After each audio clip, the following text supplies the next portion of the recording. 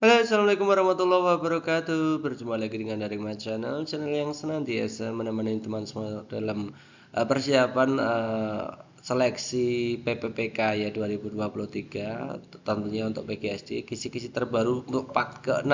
Jadi ini kita dedikasikan untuk teman-teman yang masuk di pelamar umum ya teman-teman ya, pelamar umum ya, bukan P2 dan P3. Kalau P2, P3 itu nanti masuknya di nanti dibuatkan yang tes situasi kerja sederhana ya teman-teman ya. Oke, kita lanjutkan saja untuk pembahasannya sebagai berikut. Kita mulai dari nomor pertama, contoh pengaruh antara lingkungan tempat tinggal terhadap kehidupan sosial ekonomi adalah titik-titik. Jadi ada hubungannya lingkungan dengan kehidupan sosial ekonomi. Berarti ada hubungannya antara lingkungan pekerjaan, lingkungan dengan status pekerjaan gitu ya teman-teman ya. Kita lihat ya opsi pilihan gandanya. Petani garam di sekitar pantai. Oke, pantai menyajikan air laut sehingga dapat diolah menjadi pekerjaan sebagai petani garam. Oke, itu masuk akal.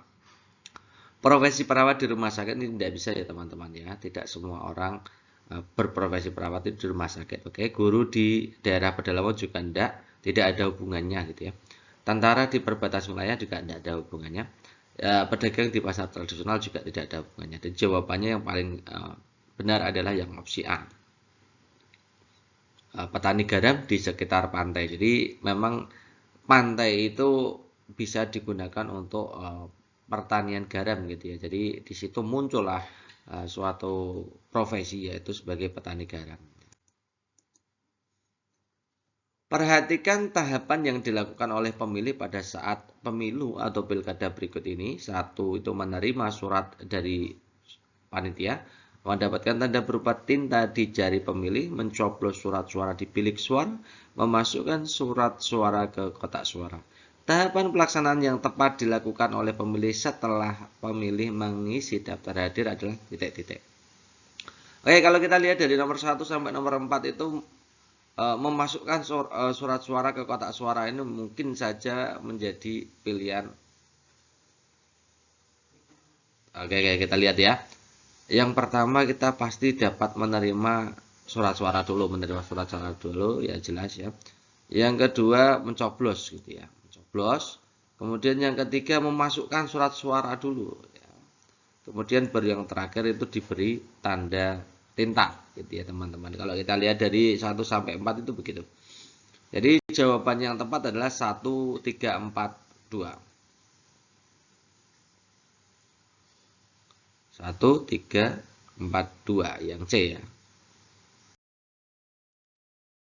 Berikutnya, perhatikan pernyataan berikut ini. Yang pertama, jika pada operasi campuran terdapat operasi hitung dalam kurung, maka yang di dalam kurung terlebih dahulu diselesaikan. Yang kedua, jika terdapat operasi perkalian dan pembagian dengan penjumlahan dan atau pengurangan, selesaikan dulu operasi perkalian atau pembagian, baru penjumlahan atau pengurangan. Yang ketiga, jika terdapat operasi perkalian dan pembagian dengan penjumlahan dan pengurangan, selesaikan dulu pengurangan atau penjumlahan. Yang lima, jika terdapat operasi perkalian dan pembagian dengan penjumlahan atau pengurangan, selesaikan dulu berurut dari yang paling depan paling kiri. Oke, pernyataan yang benar dalam penyelesaian operasi hitung bilangan adalah yang mana? Ini yang paling benar ya teman-teman. Oke, kita lihat ya. Dari nomor 1, jika pada operasi campuran terhadap operasi hitung dalam kurung, maka yang dikerjakan dalam kurung dulu. Yes, ini benar. Jika terdapat operasi perkalian pembagian serta penjumlahan atau pengurangan, selesaikan dulu perkalian pembagiannya baru. Oke, ini juga benar nomor 2. Nomor 3, jika terdapat operasi perkalian pembagian dan penjumlahan pengurangan, selesaikan dulu pengurangan. Tidak mungkin ya, salah dia. Tidak boleh. Yang keempat, jika terdapat penjumlahan dan pengurangan, maka kerjakan dulu operasi yang paling kiri. Ini benar juga. Jadi kalau ada penjumlahan dan pengurangan, maka kerjakan dari yang paling kiri dulu. Gitu ya teman-teman. Yang lima, jika terdapat operasi perkalian dan pembagian dengan penjumlahan pengurangan, selesaikan dulu berurut dari paling kiri. Ini salah ya. Salah. Jadi yang paling benar adalah 1, 2, 4. Perhatikan teks berikut. Pak Amir adalah guru kelas 1 sekolah dasar. Ia akan mengajarkan membaca kepada muridnya, ia belum mengenal potensi muridnya satu per satu. Pak Amir akan melakukan beberapa tahapan agar murid bisa membaca. Susunan tahapan yang dilakukan oleh Pak Amir adalah sebagai berikut. Di situ disediakan 5 teman-teman ya. Susunan tahapannya yang pertama mengajarkan huruf mati, melatih anak melafalkan suku kata, memperkenalkan huruf dengan cara yang menyenangkan, mengajak anak membaca suku kata secara bervariasi, melatih anak untuk membaca kata secara utuh. Berdasarkan informasi pada teks tersebut yang dilakukan oleh Pak Amir adalah yang pertama, merencanakan pembelajaran membaca. Benar nggak itu? Di situ bukan perencanaan ya teman-teman, di situ adalah langkah, step ya. Yang B, mengevaluasi membaca menulis, ini juga tidak. Yang C, mengumpulkan bahan pembelajaran membaca, ini juga bukan. Yang D, menilai urutan tahapan pembelajaran membaca. Ya oke, benar nih ya. Yang D ini urutan tahapan pembelajaran membaca. Yang E, menilai kemampuan membaca peserta didik. Oke, ya jawaban yang paling tepat ya E ini. Jadi dari 1 sampai 5 itu kan sebenarnya adalah urutan tahapan dalam kegiatan pembelajaran membaca gitu.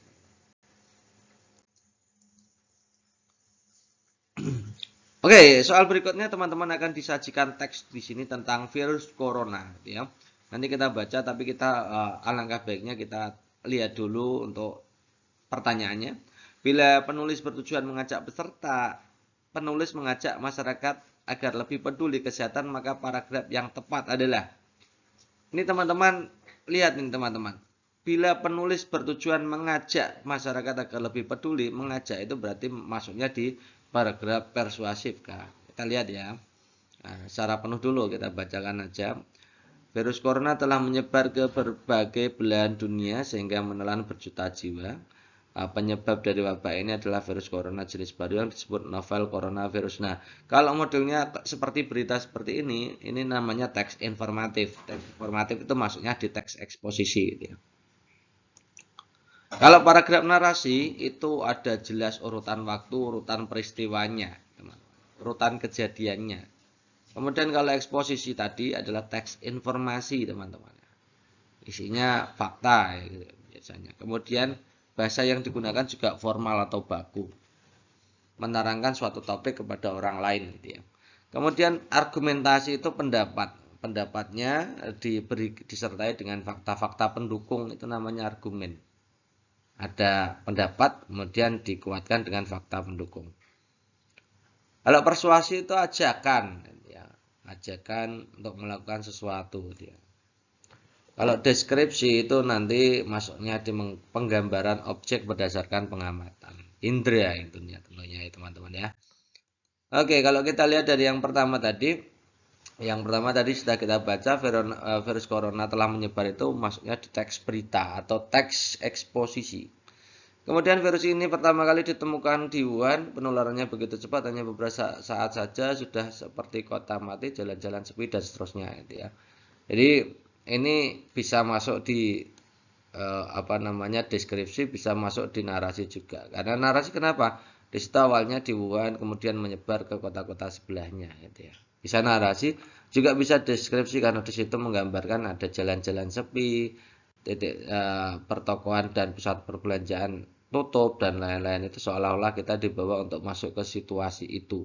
Jadi itu bukan teks narasi ya. Ini karena ini alur waktunya hanya satu, maka bukan teks narasi. Ini kita masukkan di teks deskripsi.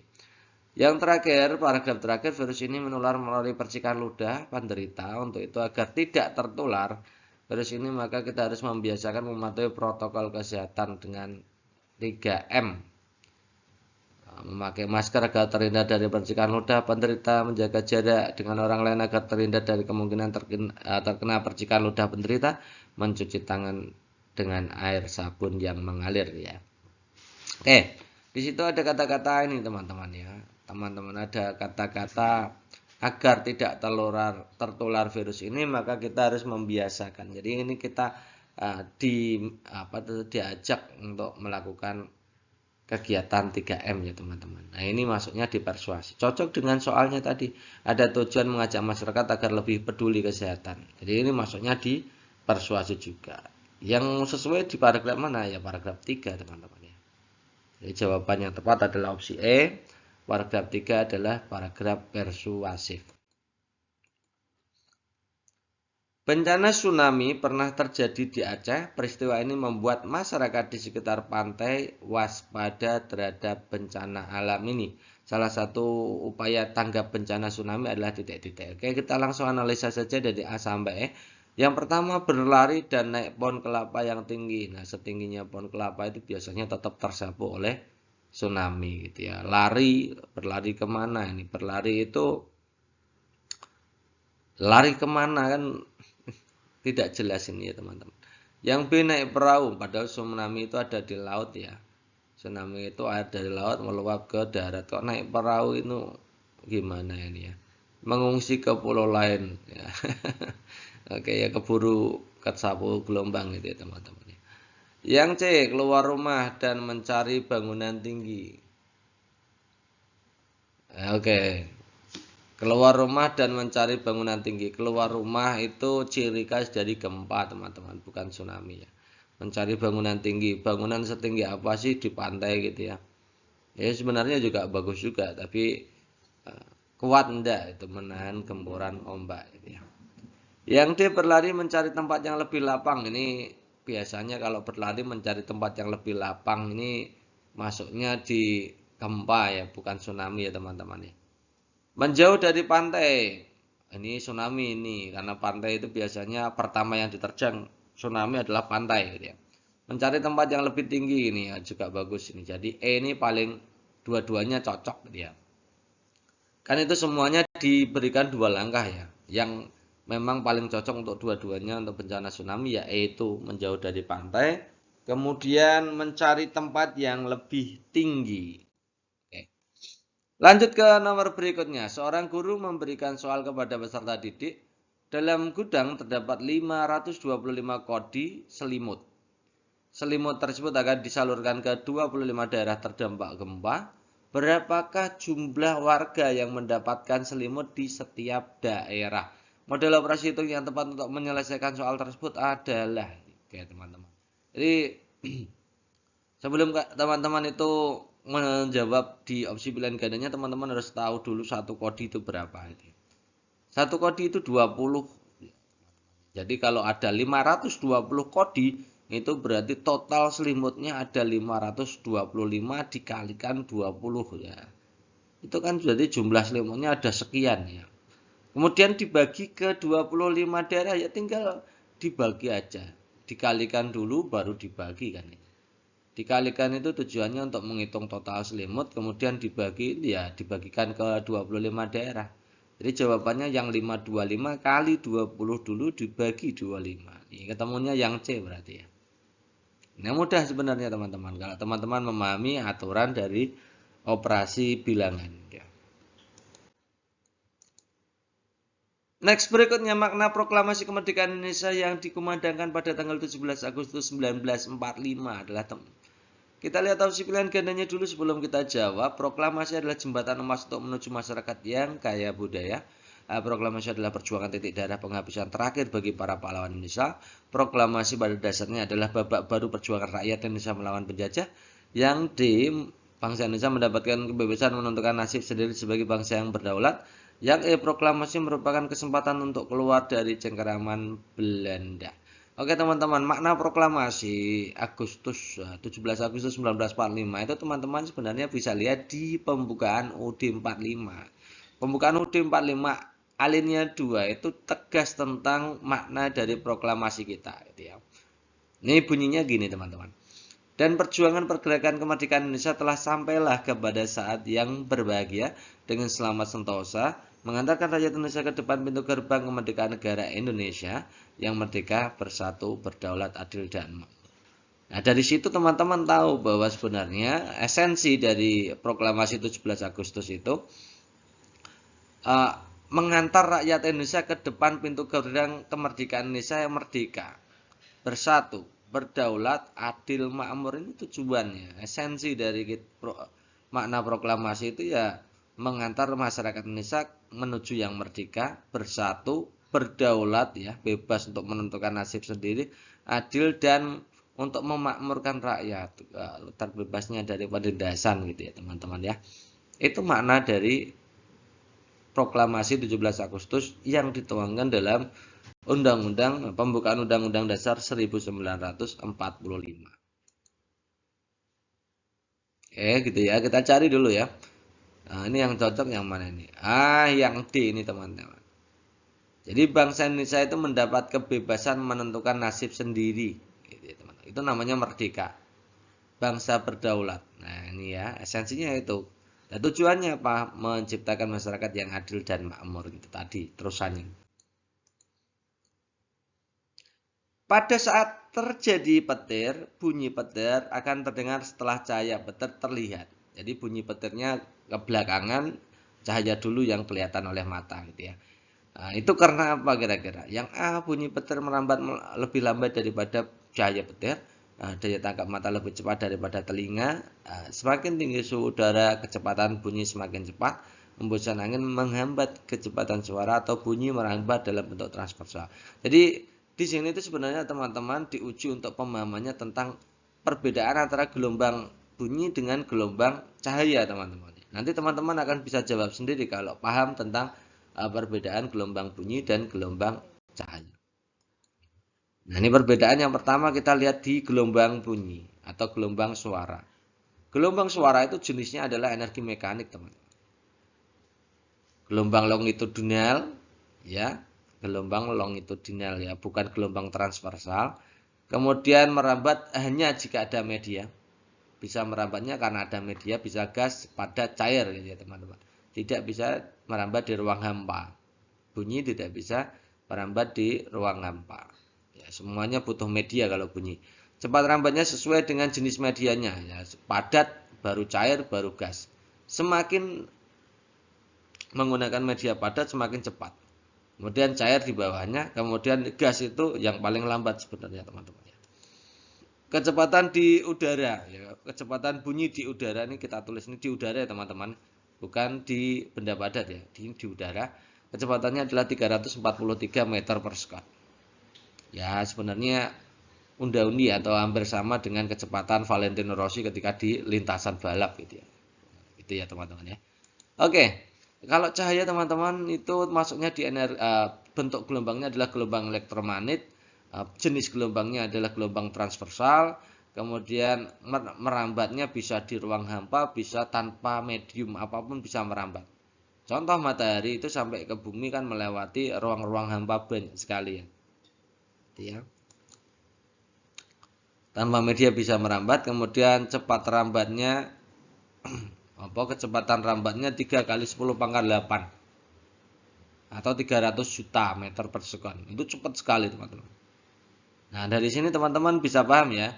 Jadi kecepatan bunyi itu 340-an, nah 340 meter per second. Kecepatan cahaya itu 300 juta atau 3 kali 10 pangkat 8. Cepat banget cahaya. Bunyi pelan-pelan ya. Jadi kecepatan rambat dari bunyi itu lambat dibandingkan dengan kecepatan cahaya. Oke ya, jadi jawaban yang paling tepat dari A sampai E ini jelas yang A.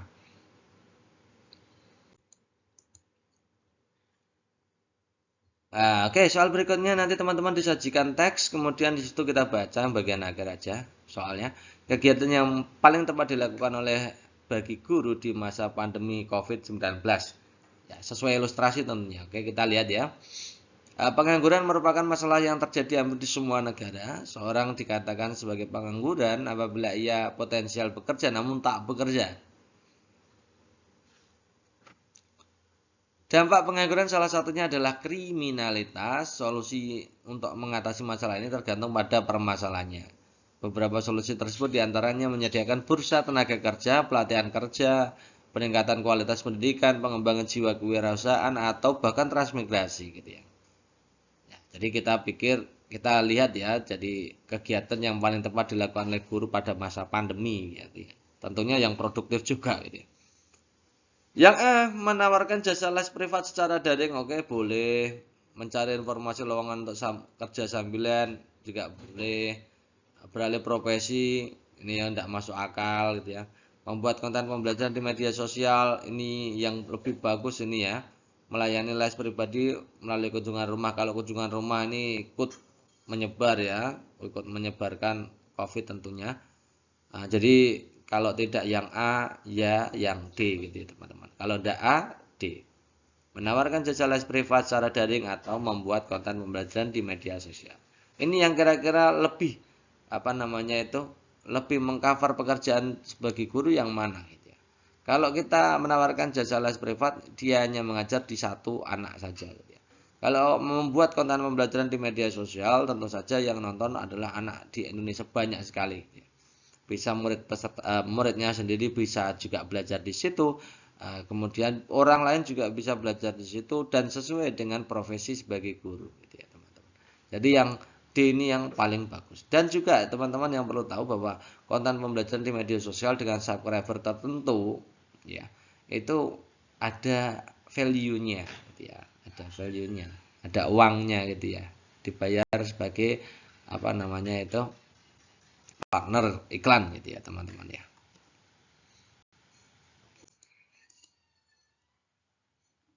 Berikutnya lalat memiliki siklus hidup yang terdiri atas 4 tahapan secara acak. Tahapannya telur, lalat dewasa, pupa, larva. Telur, lalat dewasa, pupa, larva. Urutan siklus hidup lalat yang paling tepat ini teman-teman bisa carikan ini ya. Siklus lalat. Nah, karena namanya siklus itu bisa dimulai dari kapan saja. Bisa dimulai dari telur, bisa mulai juga dari lalat dewasa. Seperti halnya ayam teman-teman. Duluan mana ayam dengan telurnya? Ya kan bisa jawab telur dulu boleh, ayam dulu juga boleh gitu ya teman-teman. Nah ini seperti ini teman-teman. Kalau kita mulai dari telur maka berubah menjadi larva. Larva itu ulatnya, ulat. Ya, ular, ya ulat. Kemudian menjadi pupa atau kepompong. Kemudian baru bermetamorfosis menjadi lalat dewasa gitu ya. Jadi perputarannya begitu. Telur menjadi larva, kemudian menjadi kepompong atau pupa. Pupa itu pompong teman-teman. Kemudian baru menjadi lalat dewasa. Nah kalau kita lihat yang A, satu itu telur, 2 lalat dewasa. Masa telur langsung jadi lalat dewasa? Tidak mungkin ya, ini salah. Yang 2, 1 ke 3, telur menjadi pupa. Harusnya telur ke larva dulu, yang kedua juga salah. Yang C, 2, 1, 2 itu lalat dewasa.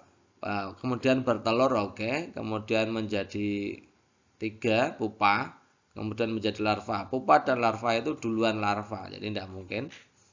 Yang 4 itu 2 lalat dewasa, kemudian telur, kemudian keempat di larva, kemudian pupa. Nah ini yang D ini benar urutannya. Dimulai dari lalat dewasa, kemudian bertelur, kemudian menjadi larva, baru terakhir pupa. Ya.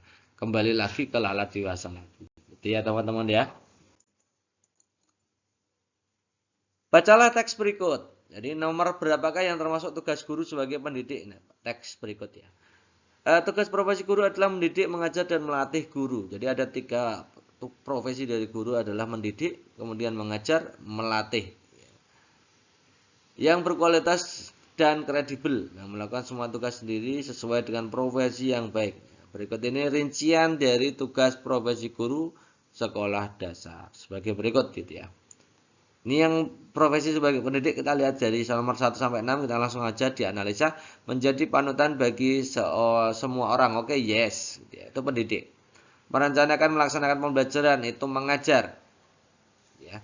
Mengenal dan mengembangkan nilai-nilai itu mendidik. Mengenal kepribadian siswa itu pendidik. Memilih menggunakan alat peraga itu pengajar. Mempraktikkan konsep pembelajaran itu melatih, mengajar dan melatih. Ya teman-teman ya, jadi bedakan antara status guru sebagai pendidik, status guru sebagai pengajar. Kadang juga status guru sebagai pelatih, contohnya untuk olahraga ya teman-teman. Jadi jawabannya adalah 1, 3, 4 gitu ya. Hama tikus merupakan masalah yang menyebabkan petani gagal panen. Petani mengatasi hama tikus dengan menggunakan pestisida kimia, namun penggunaan pestisida kimia dalam waktu yang lama dapat mempengaruhi kelestarian lingkungan hidup. Alternatif strategi mengatasi hama tikus yang sudah dilakukan bernilai ekonomis dan tetap memperhatikan kelestarian lingkungan. Di situ ingin mengatasi tikus, tapi dengan metode lain gitu ya, selain dari pestisida, tentunya yang lebih ekonomis, kemudian tetap menjaga kelestarian lingkungan gitu ya. Memasang banyak orang-orangan sawah, ini untuk burung biasanya, bukan untuk tikus itu ya. Menerapkan sistem pertanian mina padi, bukan juga itu ya. Menerapkan pengasapan dengan belerang, pengasapan belerang nanti juga tercemar dan juga tidak efektif, mahal juga ya. Menabur kapur barus di seluruh area sawah, ini butuh berapa kapur barus ya. Bisa juga untuk mengusir tikus, tapi butuh berapa kapur barus dan tidak bisa tahan lama, kena hujan selesai habis gitu ya. Memanfaatkan burung hantu sebagai predator tikus, nah ini yang paling bagus ya, memang di rumah burung hantu. Jadi memelihara atau memanfaatkan burung hantu. Burung hantu itu kalau dibuatkan rumah di sawah nanti ditinggali dia. Ya, di situ dia makan tikus ya, setiap hari bisa 3 tikus. Jadi lumayan kan efektif dan lumayan lebih ekonomis tanpa kita bayar ya, tidak membutuhkan bayaran dari kita ya. Gaya dapat dibedakan menjadi gaya sentuh dan gaya tak sentuh, termasuk gaya yang sentuh yang mana? Oke. Gaya sentuh, gaya tak sentuh. Kita analisa langsung aja di A sampai E. Magnet. Magnet itu adalah gaya tak sentuh. Sisir digosokkan rambut untuk menarik magnet ya. Untuk menarik kertas. Sisir digosok. Ini juga apa namanya, ini gaya tak sentuh. Pakai elektrostatis ya. Ini yang fokusnya adalah menarik kertasnya loh teman. Bukan pas digosok itu gaya sentuh, tapi untuk menarik kertas ini nanti di elektrostatis. Jadi termasuk gaya tak sentuh. Bunga yang berguguran ini biasanya faktornya adalah gravitasi, ini juga gaya tak sentuh. Siswa mendorong meja, ini jelas gaya sentuh, ya, gaya dorong. Buah kelapa jatuh, ini juga dipengaruhi oleh gravitasi, maka ini adalah gaya tak sentuh.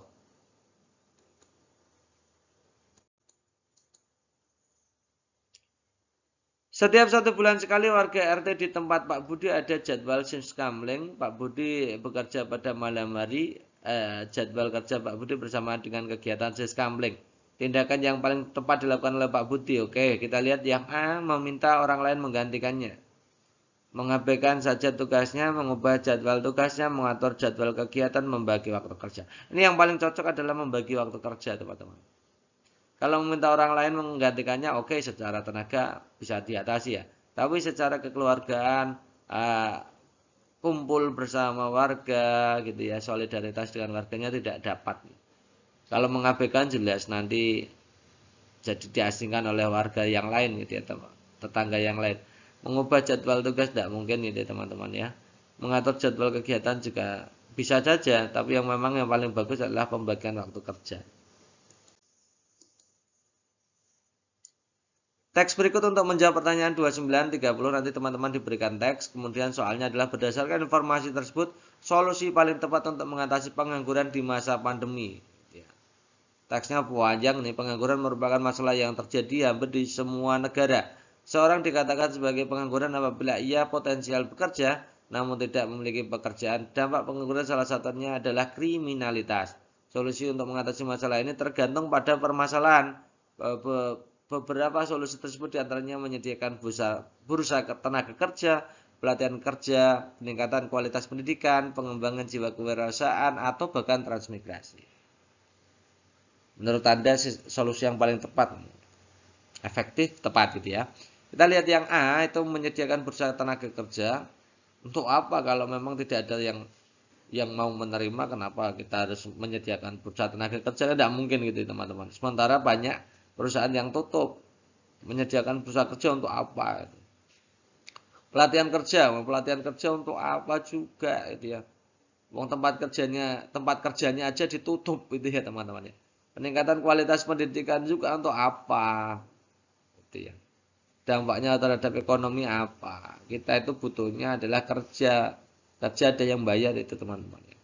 Pengembangan jiwa kewirausahaan ini yang paling logis ya. Transmigrasi tidak logis. Pengembangan jiwa kewirausahaan artinya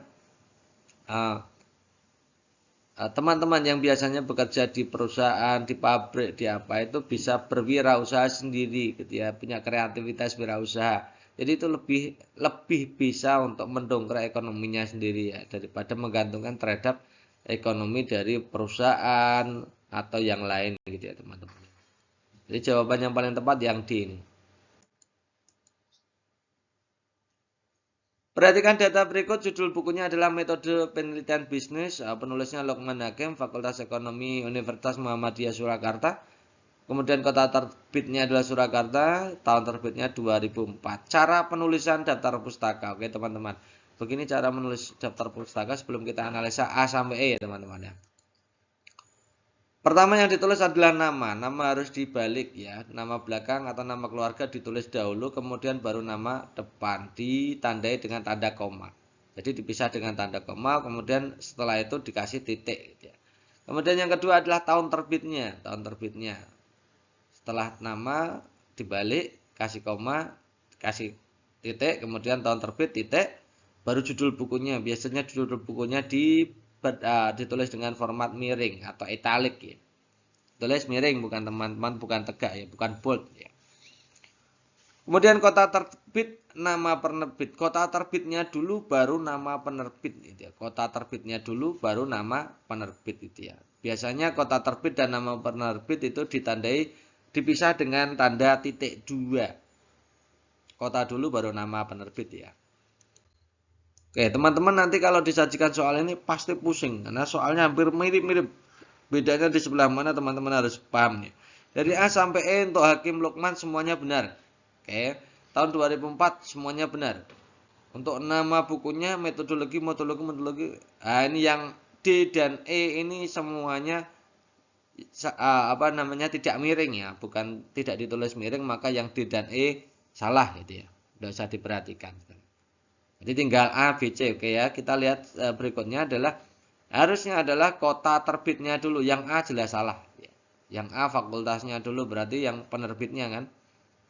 Oke, jadi tinggal B dan C. Bedanya apa sekarang B dan C? Surakarta, titik 2. Oke, semuanya benar.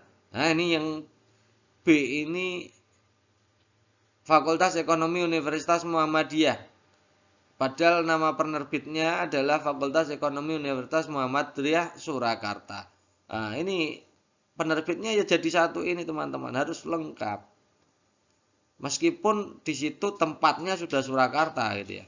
Tempat kota terbitnya sudah Surakarta, namun tetap kita tulis nama penerbitnya ya lengkap. Fakultas Ekonomi Universitas Muhammadiyah Surakarta. Karena itu nama universitas. Nama universitasnya bukan Universitas Muhammadiyah ya, tapi Universitas Muhammadiyah Surakarta atau UMS, FEUMS gitu ya. Jadi jawaban yang paling tepat opsi C.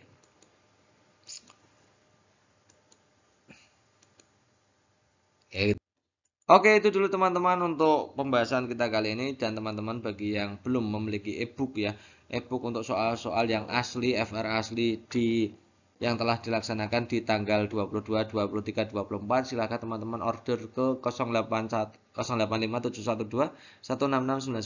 atau teman-teman bisa lihat di cek deskripsinya, itu ada nomor teleponnya gitu ya. Terima kasih atas perhatiannya. Assalamualaikum warahmatullahi wabarakatuh.